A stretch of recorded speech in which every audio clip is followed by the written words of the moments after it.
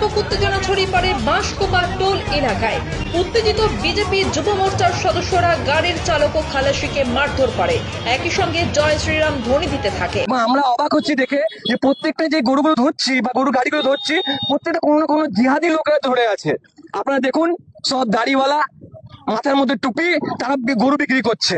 তাদেরকে বলছি এনআরসি শুরু হচ্ছে, এরপর থেকে আপনাদের থাকার জায়গা নেই। আপনার নাম? পারিজাত গাঙ্গুলি। বাইক ক্যারিং একটা পেপার থাকা দরকার, সেই পেপার তাদের কাছে ছিল না।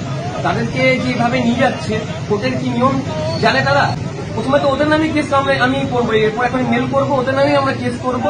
এটা বলতে পারি 100টা কেস খেতে রাজি আছি, 100 বার করবো, 100 বার কান ধরে তাকে উদ্বাস করাবো।